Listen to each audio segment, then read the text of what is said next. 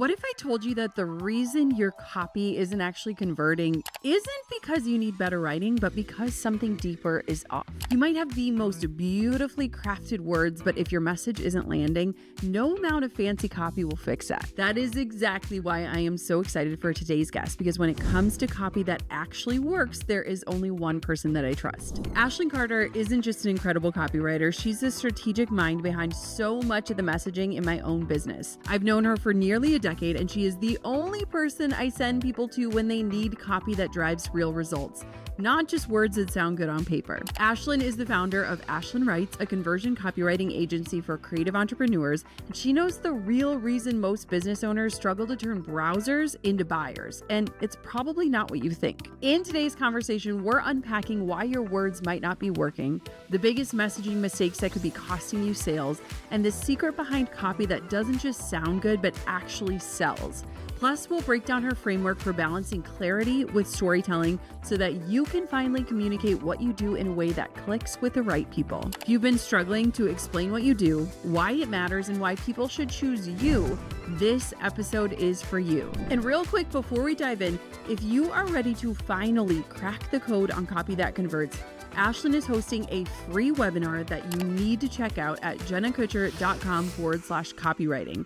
She hosted this last year and my audience raved about it. It is called the Copy Kit Clinic, and inside it, she's going to teach you how to build out the statements and the words that you need for your business in order to make sales. You're also going to learn how to harness AI without losing your brand's unique voice, something we talk about in this episode. She's going to help you master the 3 pillars of brand voice to sound like you while connecting with dream clients, and she'll show you how to turn bland messaging into a conversion powerhouse. She's covering everything from crafting standout why pick me statements to the 5 essential copy staples, headlines, homepages, and emails that every single business needs. Head to jennakutcher.com/copywriting to save your seat. I will be there. I cannot recommend this enough. It is such a masterclass in how to write amazing copy that sells. All right, without further ado, welcome back to the Goal Digger Podcast, Ashlyn Carter. You are my favorite person to ask this question to, and so I want us to just literally dive off the deep end and we'll swim our way back up. But I want to know, Ashlyn, what is the number one mistake that business owners are making right now in 2025 when it comes to copywriting for their business? Okay, jumping right into the deep end with the spicy takes. You're abdicating to AI what I believe needs to be done analog or artisanal first with your brain, critical thinking. So it is not about, with copywriting, it is not about just filling your email sequence or your web page, your landing page, your sales page with words. Like if you just want words, a machine can give you that. You have to think about the positioning. You have to think about figuring out where categorically you're going to stand with your audience and having an opinion. Information is just like, it's a dime a dozen these days. It's so easy to have information, but people are craving insights and your stamp on things. And that's the piece that can be missing sometimes in copywriting when you're just looking at it to fill words. This is so good. You and I, obviously, we nerd out over copy, right? You and I, our relationship started a decade ago talking about words. It's wild.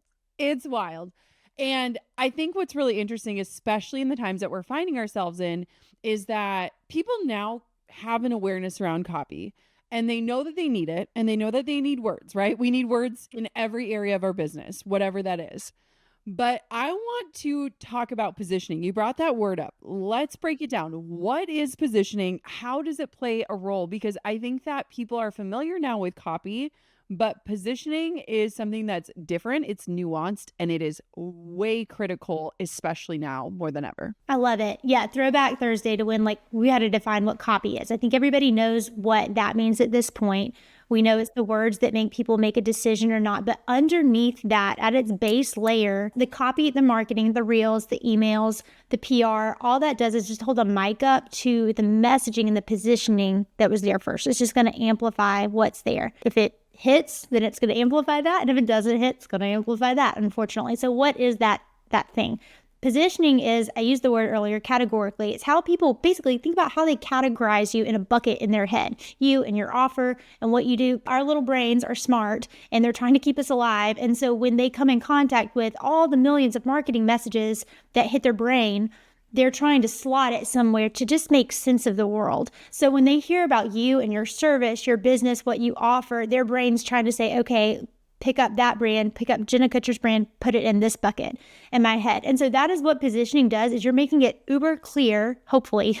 You're making it very clear where you want to go in their head. You're helping them understand what you do, how you do it better or different from your competition, how they can work with you, and where to go next. And that is what, in a nutshell, positioning is. And that sits underneath. It's like the foundation of the house that the other things, the imagery and the copy is built on.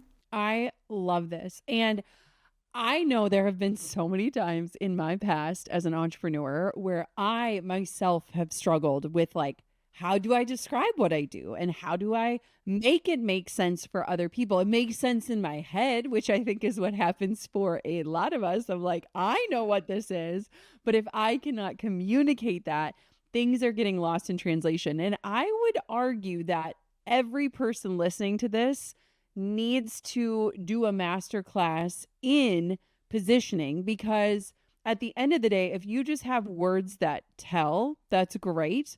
But Ashley, you like to teach words that sell. And I believe that in order to sell, you have to have positioning that makes it really clear as to, like, what's in it for me?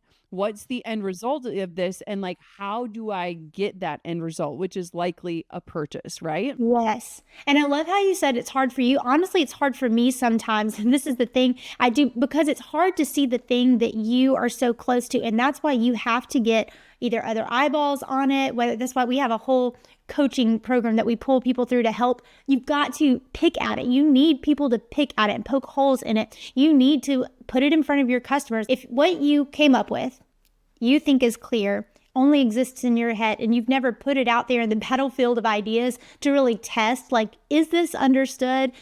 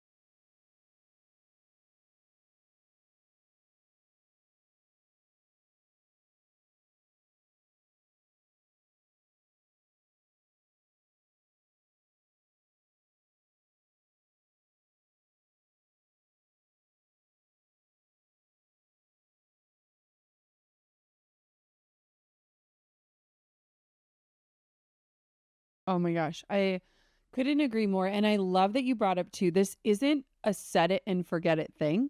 It is a thing that should be revisited often. And, we recently just went through our first launch of the year, and every single year we are looking at the positioning, we are looking at the copy, we are looking at the angles. And I think a lot of times people dream of that set it and forget it. I think we've all kind of uncovered that passive income is a lie. And so this is an area where if you're not getting the same sales you were a year ago, or if you aren't communicating to the right people, or you're like, I'm getting the wrong people in my ecosystem, or these are not the people I'm creating for, or this isn't solving the problem they thought they had, I would argue that it's likely a positioning issue. Would you agree with that? 100%. And it's hard. I think it was Ogilvy that said in his whole life, he was a famous old copywriter, like back in the, early Mad Men days. He said, I think I've only written 8 good hooks in my whole life. Like, it is hard to figure out, like, it takes, I say all the time, you cannot outsource your business push-ups. This is the kind of thing that you have to figure out or be close enough to your product to poke at or your offer, your service, whatever it is. You're going to have to do some legwork to figure it out. And you're going to have to put some bait out in the water and see, like, what do the fish hit on?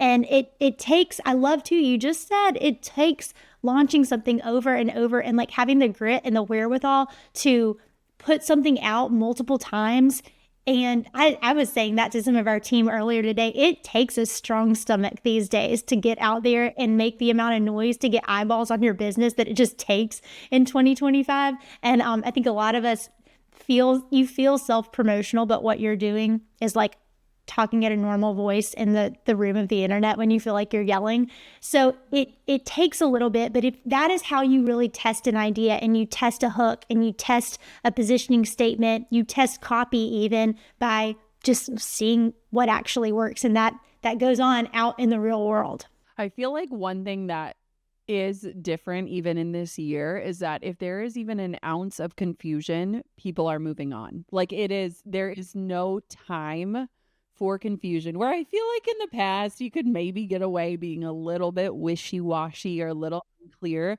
And I feel like even the other day I clicked on an ad for something. I can't even remember what it was, but I like landed on the website and I was so confused as to like, wait, what are you actually selling? What is the offer? Like, it doesn't even make sense. I clicked right off, like right away. There were like alarm bells in my head of like, this doesn't even make sense. Get off of here.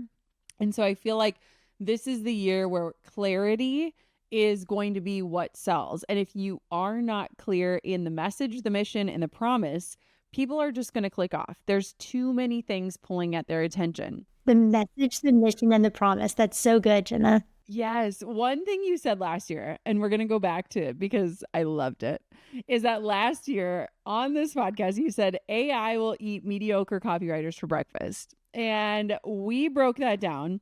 But I want to talk about how can small business owners and creatives practically anchor their brands in human connection while still leveraging AI tools. And I think that we are in a really unique time. And so what does that look like, and what does that balance look like? Because you hit on it at the very beginning. And I think that this is something that we're still uncovering, but this is where it's going to make all the difference. Yes, I stand by what I said. I do believe that AI is continuing to eat mediocre copywriting for breakfast. So how do you stand out with it? How do you put a human stamp on it? We've both talked about, like, we love AI, use it all of the time, but you said practically, how can you look at this? So I think one tool that I've told some people is to look at it, do like a 30, 40, 30 kind of framework. So what if you 30% do the thinking and the braining, and even like, I mean, in journalism school, you wouldn't start an article with thinking like, what is the point of this? Like, what am I trying to say? What do I want to happen with this? And then if you want to lean on AI tools or frameworks or copy templates, which I know you have offered this before, we have offered this, those are good things that can help you organize and lawyer up and lay out the messaging order that something should go in. And then the latter half of that, or the 30%, like you cleaning up, adding voice, adding style, that can be a good kind of framework to think about. So you're not going in 100% opening up a tool like ChatGPT saying, write my whole sales page, but you're loading it up with what you know. So that the human stamp on things, the things that I think that you need to be indelibly close to as the creator, your voice, about having your positioning, your voice, your style, really know your mission, like you just said, knowing all that intimately as the owner, as the visionary, the CEO, but then also getting really, really close to what people are actually saying and how they're saying it, and having a deep understanding of that. And I think the struggle is, and I know you talked about scaling on a recent show, the struggle is the more you scale, we tend to come out of some of the like listening categories, like we're not in the customer service box, or we're not in the client back and forth. But a lot of times, like, that is the language we have to remember to speak like they do. And you put those little dog whistles in your copy. And so I think having a acute knowledge of both of those pieces. And then the third thing, having an understanding of, even if you don't think you're the best copywriter, at least understanding that when you're arguing for a sale, messages need to hit in a certain type of order. Bringing that head knowledge to an AI tool is going to make you use it like the paintbrush that it really is. You know, you could put the paintbrush in the hand of a 6-year-old, you get one kind of art. You put it in Degas' hands, you get another type of art. So that the AI tools are just tools, and they're great. But if you can bring those kind of three things to the table, you're going to be better at adding that human thumbprint or fingerprint.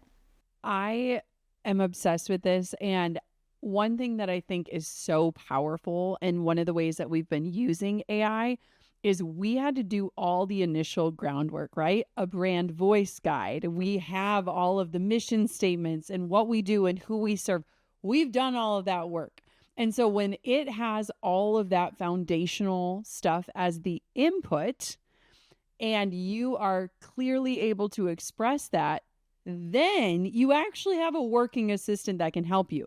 If you have not done any of that foundational work, the output is going to be garbage. It just is. Like, the output is only as good as the input that it's given.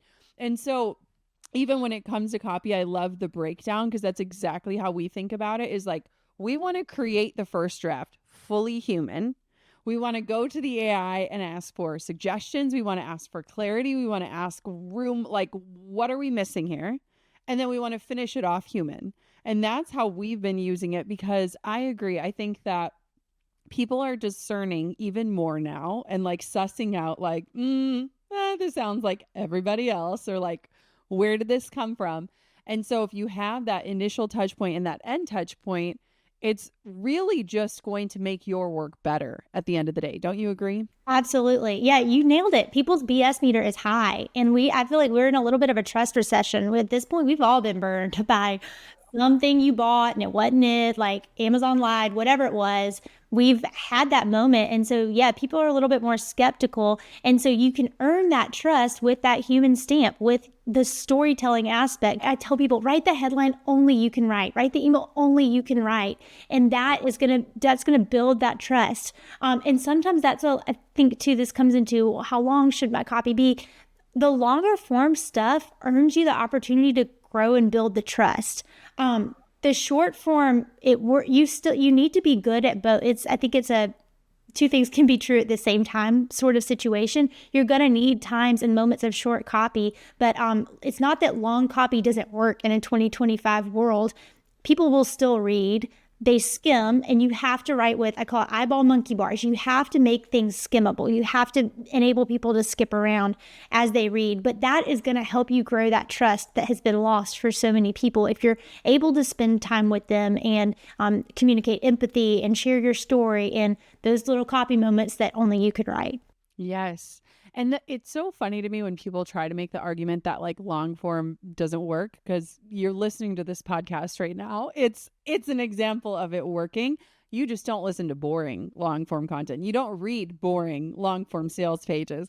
And so it's fascinating to me because, we still have thousands upon thousands of blog readers. Blogging is not dead. None of it is dead. It's only dead if it's boring. And so I think that's where people feel that resistance. And I think too, I don't know about you, but for me, I am so sick of like 5-second looping reels and trying to get a point or authority or a tactic across in a short caption.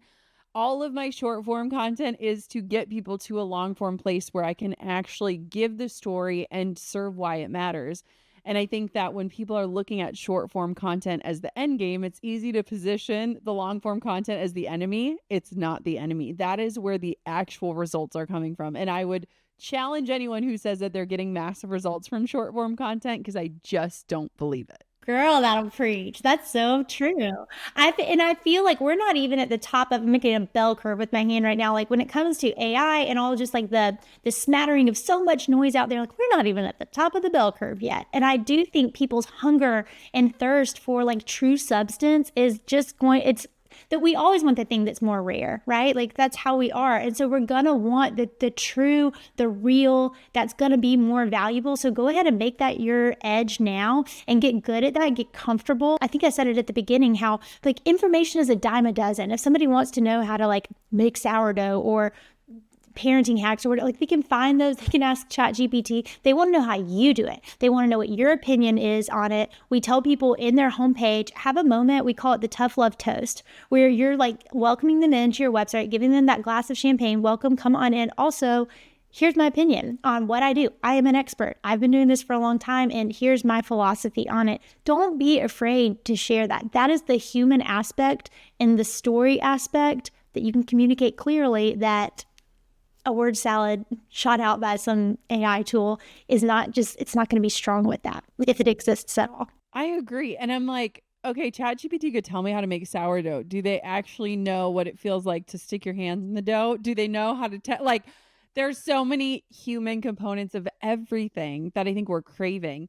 One thing I'm curious about is like in order to position ourselves in the market and help our audience actually see our uniqueness, and you touched on this because I agree, we're so close to our own genius that we don't even see it. How do we kind of mix these things we're talking about with clarity and storytelling? Because a lot of business owners struggle to balance the two. They're like, where do I tell stories? Where do I get to the point? How do we make our message compelling with avoiding that thing that kills it all, which is I confusion? love it. I like how we're focusing on clarity. And I'm from Alabama, so I can say it, but like, bless our hearts, we've been told stories so much that I think now people are like, "Well, I don't, but like, how? What does that look like?"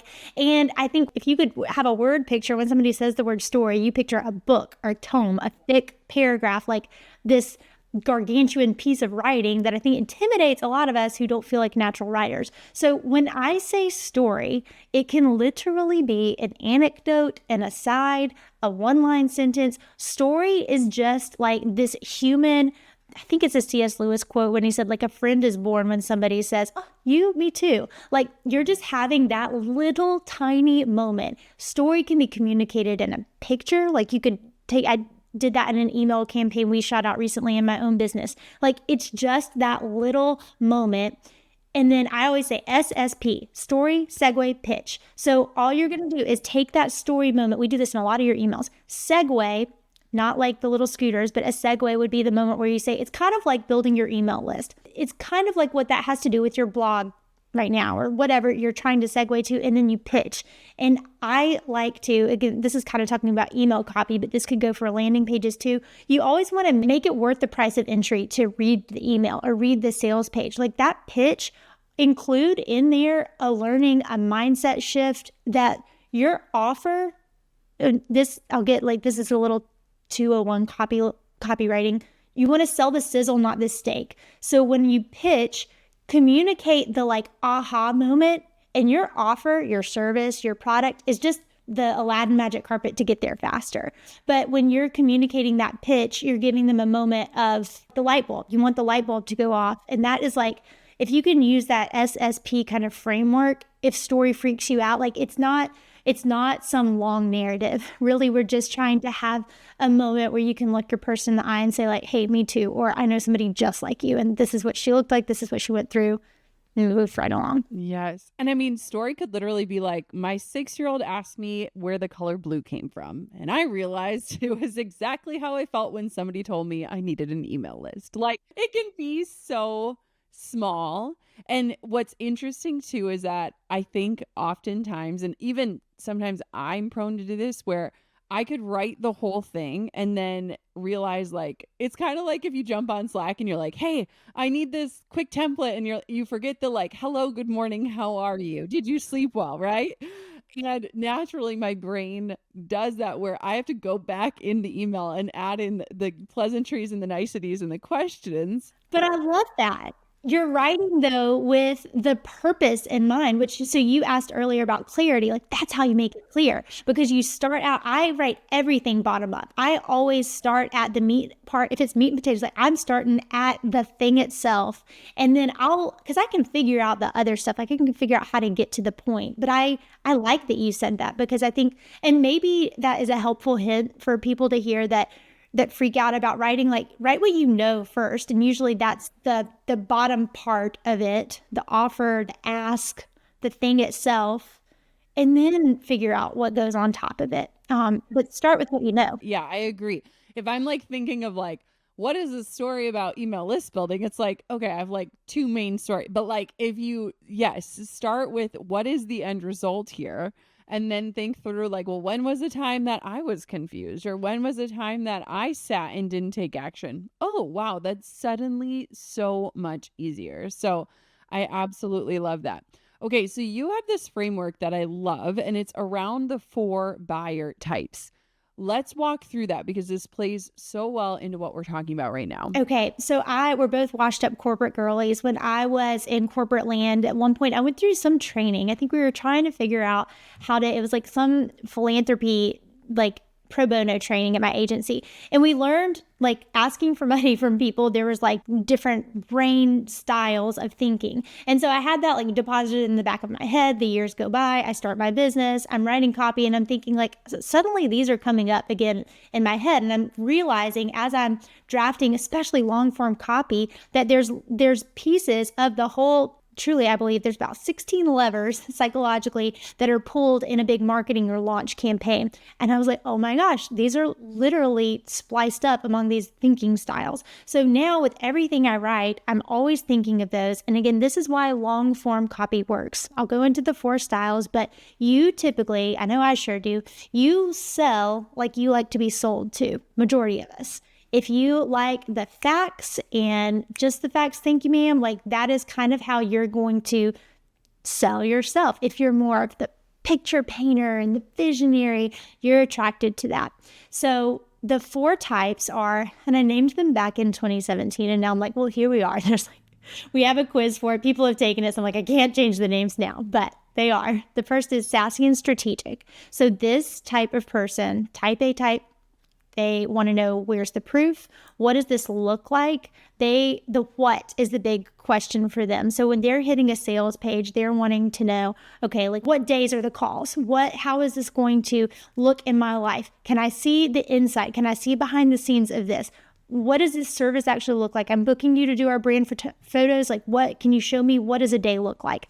The next one is the poised and polished type. This is also tends to be kind of a checklist type person. They want to know what is the plan, and their big question is, how does this work? So when they're approaching an email list course, for instance, they're the ones looking through like module by module. What is going on in this? Do I already have that somewhere else? Like they're your questions asker. They're looking at the FAQs very heavily. These 2 people, proof matters big time for them because they're looking to poke holes in things.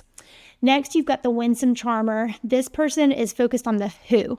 They want to know, who can I serve when I get this? How can I serve others with this?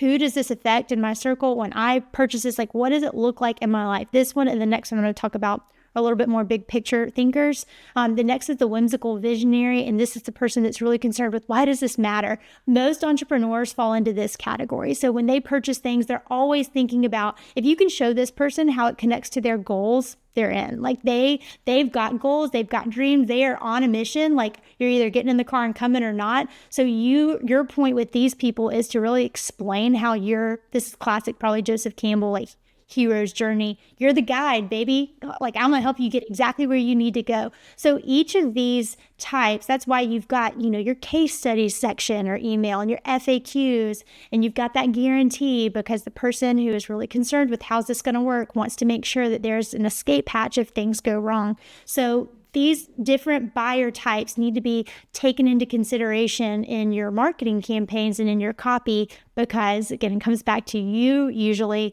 are going to sell like you like to be sold to, and there's other people out there. Oh my gosh, this is so good. I will never forget this day. I still remember the conversation. I had a business coach, and I love to like paint the possibility. Like naturally, when I sell, I am like, imagine what this could be. And my business coach was the exact opposite. And he was like, I want to run from my past. Like, I want to escape what didn't work. And so what was fascinating to me is when we had this conversation, we were going back and forth, back and forth, back and forth, right? It's like a ping pong ball. Like, well, but no, don't like, but if you just paint the possibility, he's like, no. Like there's half of the population is just trying to get out of a situation or a thing that doesn't work for them or doesn't serve them. And so what was interesting is, and why I love these 4 different buyer types is a lot of times we are prone to only write copy to the person that we are, right? And so when I started looking at my sales pages, I'm like, oh my gosh, like nowhere in this am I twisting the knife of what is hard. Nowhere in this am I pointing out the things that aren't working for somebody. And it really made us have to reevaluate. And just like we were talking about, like, copy isn't just like a one and done. It's like a moving, breathing, living phenomenon that needs to be visited and tinkered with and played with. And so I think that so many entrepreneurs right now are losing half of their sales because they are only speaking in maybe one of these ways. Like they're missing out on connecting with the people that are different than them that they could still absolutely serve and help. And so to me, I'm like, if you want to double your sales, like speak to both audiences. And I think that you kind of covered that so well of like people make different purchasing decisions in different ways. And if you're not addressing their fears, their questions, their queries in your copy, you are losing people when you have their attention, which we know is so hard to get these days. That's so good. And yeah, like you said earlier, like that is the argument for long form copy is no one, maybe your mom, but probably not reading your 5,000 word sales page or your whole website. The point of the vehicle is to help the buyer to come alongside them and serve them no matter what their propensity towards buying be. Like they might be somebody who you need to hold their hand and tell them the facts. They might be the one who loves that imaginative type language, but we can come alongside both of them with some copy. So if somebody's listening to this right now and they're like, ooh, I really need to evaluate my copy, or maybe my copy is the thing that's not working, where do they start? Like, what are the first 3 steps to fix their positioning and to help them make their copy more effective and actually generate real results? Okay. So step 1 is going to feel like you're not doing anything, but you are, but you need to listen. Getting out there, not just looking at your competitors. And when I say competitors, I want to be clear that I'm talking more like what competes for the dollar with your competition, like, or with your product. It's not always the person who does the same thing. It might, but where else may that dollar go if not to you and your business? So looking at those brands and businesses and what is the message that's being told to a customer from them, but also listening to them. How are they saying things? I think a lot of times people, and I think you've been at this longer than me. We've seen the creative economy change and shift. And I would say that sometimes we can have an attraction to want to build the brand before the business. But you have to go out there and build the business by listening to the problems that people actually have, how they say them, how they phrase it. Like they will tell you exactly what they need. And so if you're struggling with your positioning, I think just going back to that and getting quiet and still and listening with that and just having kind of an open hand, being like, I may have to shift some things. The second thing that I would say that you need to do is go ahead and get clear. So you've listened, you've gathered some data, you've heard what works and what doesn't work. Like go in and be ruthless in editing your own message. We did this, like I said, with my whole brand last year. I went through just a ton of life changes, moved states, had a 3rd kid. Like my mom was really sick. And I all of a sudden looked at my business. I was like, this is not clear. This is not who I am anymore. I have matured. I have changed some things. So get in there and get clear again. Ask for eyes on it. Like ask for peer feedback. You've got your business besties. Hopefully you have a coach. Get the Captain Hooks in there to just tear it down. That is a good thing. And then after you've done that, I would say number 3 is get clear on some pieces that you can use as, like I said earlier, tough love toast. Like what are your little statements that you're going to say and put out there? And we have to hear things over and over again. But I tell people too, you can usually tell what those are when people say them back to you. So if you've been doing your thing for a while and you have a client that says, you know what, when you said this, man, that stuck with me, like boom, put it in your bag, you're coming with me. Like that is a little statement that you can use. And so just having an awareness of what those what can kind of your Rolodex of phrases be that you can then use as sound bites. I would say that's a good little 3-step plan to right the ship if it feels a little awry. I love this. And I think it's such a reminder too. I think we're spending so much time on social media and marketing. I mean, the average marketer is spending hours upon hours a week. And it's crazy to me because it's like, if you're spending all that time just trying to get attention on platforms that don't necessarily want you to have it or don't want to send people off of the platforms, when we actually get people that get our offers, see our offers, get to evaluate if they want our offers, that is like the gold, right? Like we are probably sitting on what could be gold mines, but we're mining in the wrong places. We're spending our time on the wrong words. And if our pages aren't converting, if they're not effective, I would say that that is where all your time and attention, like that reel that you were about to make and spend a couple hours on, if you spent those hours going through your website, looking at heat maps or asking your audience, what are they actually doing, or how would they describe what you do, or what 3 words come to mind when they think of you. That's where our time should be going. It just, sometimes I think that we get so caught up in what is shiny and what people see that we forget, how do we make people feel something? And I would argue that our copy, especially in the places that we own and can control, which is our websites and our landing pages and our sales pages, that is the gold. That's the gold. That's what actually is shiny, in my opinion. Yes, it's probably the most cost-effective brand makeover you can give yourself. It's going to take some sweat equity and time, but like you probably don't have to change the design or the look or the feel, the color palette, the imagery. It's probably a messaging problem that can be diagnosed and adjusted with a backspace key and some brain juice. It's amazing. One thing that we've been doing in my business, and it has been absolutely working, and I think people might be shocked to know that we've not created a new offer since Ashlyn and I had our first babies, which is over 6 years ago. We have not created anything new. And what's interesting is that I've fallen in love with the reinvention, the repositioning, and the relaunching of the same things over and over again.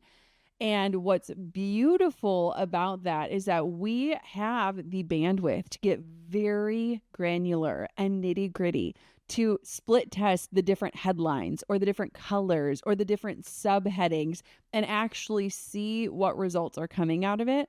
And there was so many years in my entrepreneurial journey where I was like, I ain't got time for that. I ain't got energy for that. But my challenge would be for people listening is that you are probably already sitting on beautiful, amazing offers that have the opportunity to change people's lives in the way that you intended when you initially created them.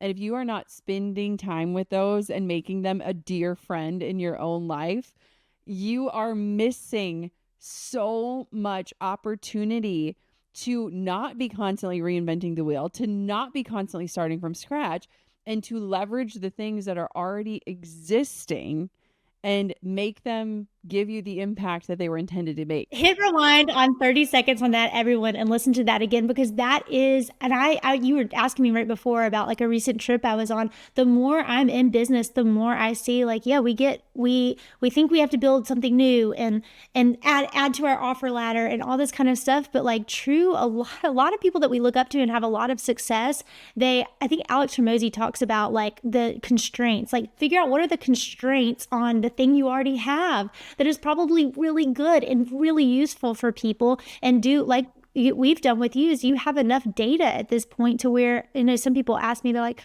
I don't know how to measure for conversions, or I don't know how to look at this. Well, we don't have enough data there yet. You haven't sold it enough yet. So like that's where the game really gets fun. I'm going to have to listen to that again. Yeah. Double and triple down. Double down. And I think too, it's like in a world that is all obsessed with like new, and I think with entrepreneurs who essentially crave chaos, which is something that a lot of us innately do, either intentionally or unintentionally, we are chasing the wrong things. And so when I think about our conversation in terms of copy and positioning, if you can fall in love with the science of those two pieces with the things that are already created and in existence, I would argue that your business will transform, and also your life will transform, because you are not constantly on the hamster wheel of starting fresh.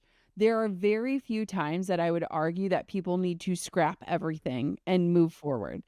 And I want to make it so popular and awesome of like leveraging the things that you've already built and actually just getting them in front of the people you intended it for, so that it can actually make the difference you wanted it to make. And so I just think that when we look at my business and the ways that we've grown and we've continued to grow, it isn't in the new offers, it's in the things that we're talking about today, and figuring out, okay, what is the positioning and what is the thing that people are running from or running towards, and how do we communicate that? And so if people are sleeping on this, it's not an easy tweak, but it is absolutely doable, and it's probably easier than starting to create something from the ground up. Yes, because you already have spaghetti that's stuck to the wall. you know what works and what didn't work. And the failures were not like, it's just more data points for you. I love how you said like fall in love with the science of positioning, because it really is, you will feel like a mad scientist in a lab. Like it will light you up. It can be so fun. And you don't have to build anything new. You just have to, it's about testing and getting in there and getting a little dirty, and it's fun. Since I know my listeners love like an actionable takeaway, I think there's been so many actions in this episode. What is one simple shift that they could make today to instantly strengthen their messaging? Look for when somebody tells you something bad. Train your eyes to understand and grab on, and you can put it, I teach like copy bank. Like I don't really, and people ask me sometimes like, how do you copy bank? I don't care. It can be your notes app. It can be an Evernote file. Like use whatever tool you already use, but start pocketing phrases when people, you want to build out a good library of just having, when people phrase something a certain way, but especially about you and your offer and what you do. So learning and hearing when people say, you know what, like I said earlier, that client, when you said this, I got it. Oh, when you said that, like I've remembered it. Though, because that is a like boom, that is a headline, that is a crosshead on your page, like that is an email. Those are the moments that you know, like that spaghetti, it's stuck to the wall. So use that. So I would say like look for those moments, or if you don't have those yet, start getting more comfortable saying things and having, like we have said a few times now, people crave insights. People crave just the nuance and the substance and like your take on things. So start to put that out more. The more you can put that out, the more you'll have feedback back. And people love to give their opinions. So give them opportunities to give their opinions, right? Like I even know there's a few creators that I follow, and like before they launch a new podcast episode, they'll be like, hey, we're naming this episode, which one would you be most likely to listen to? And then people feel a part of the process. But people love to voice their opinion. So if you are not ear to the ground hearing things, ask the questions that will guide you to hear them, because people will love to make their voices heard if you give them the opportunity and if they know that you're actually leaning in and listening to them. I like how you just said that, how remember that you can co-create copy and messaging and positioning with your audience, like letting them have some take in it. I'm rereading that Show Your Work book. And yeah, he just talks about like when you put stuff out there, you can have that two-way conversation, and your audience can kind of be your best co-producer of the stuff that you put out there if you give them the chance, and their insight can be very, very valuable. Yeah, before we ever do webinars, we always bring up at least 3 or so titles and ask our audience, which one would you sign up for? And it's like, not only is that a part of a pre-launch strategy of like, hey, something's coming, but it's also like so insightful, because it could just be like one word is different, or it's the same thing said in a different way. And one will just like outshine the rest. It's always shocking to me how it lands that way. But that's the power of positioning. Speaking of the power of positioning, Ashlyn, you have something coming up. Tell me what's happening. I know last year we had thousands of our listeners jump on and join you. And guys, if you don't realize this, Ashlyn has not only been in my life for a decade, but she is behind a lot of our conversion copywriting in my brand. And when I say conversion copywriting, I'm talking about copy that sells, that leads to results. And so if there is anybody to learn from, I literally just sent one of my dearest friends over to Ashlyn because I was like, this is where you need to go. So Ashlyn, what do you have coming up where people can learn more from you? Okay, I think I'm on a mission, I'll just say it, to make positioning sexy again. So we'll talk about copy. I'm going to do the Copy Kit Clinic Masterclass. And we're going to talk about 5 pieces specifically of messaging that you need in your copy kit, you need in your copy caboodle. But a lot of this is going to be positioning statements and help you figure out how in the world do you say how you do what you do differently or better than somebody that does the same thing. I think a lot of entrepreneurs, if I asked you that straight up, put a mic in front of your face, you freeze up a little bit, but you have to figure that kind of thing out. And then we can lean on tools like AI, templates, all sort, like the copywriting piece of it, we can absolutely figure out. But we're going to focus this class on some of those messaging components. So I'm going to teach this again. I'm so excited. I did it last year, bringing it back. Yes. Oh my, look at this. This is what we were just talking about. Bring your greatest hits back, because not only do you make the best impact with them, but you're also able to get people to pay attention because they've heard it before. And now this is your year to take action. I will tell you that good copywriting in 2025 is no longer optional. It is a non-negotiable. If you want to be in business a year from now, This is the stuff that you need to be spending your time on. This is the stuff that we are making sexy and shiny again, because at the end of the day, this is the stuff that is going to help you get money into your bank account. It is these tiny little things that people often overlook that will make all of the difference. So you can save your seat for Ashlyn's free copy clinic at jennakutcher.com/copywriting. Again, that's jennakutcher.com/copywriting. We'll also link it for you in the show notes and description. Ashlyn, final question of the day. What is something that you are excited about? It can be life, business. What's something that is exciting to you right now? I love being a mom. I feel like and learning the game of being a mom with a business is a whole thing.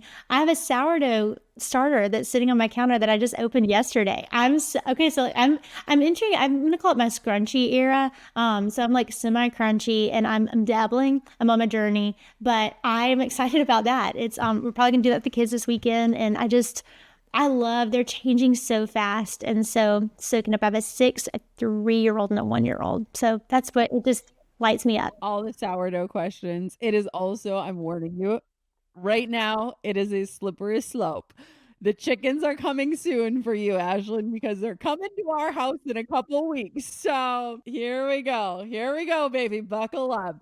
Oh my gosh, I'm so excited for your copywriting clinic. I will be there per usual. I'm always there cheering you on. And I just am so excited for our listeners to make their copy super clear, to avoid confusion, to make this the year where it is copy that converts. Because at the end of the day, you can have the best offer on planet Earth. And if you cannot clearly communicate it, no one is going to be taking advantage of it, and you won't get to make the impact that you were born to make. So thank you, Ashlyn Carter, for your return appearance. I love you so much, and I'm so excited for people to learn more from you. Thank you, Jenna. So grateful. Love you too. I hope you heard the conviction in my voice today. I just have experienced the power of good copy.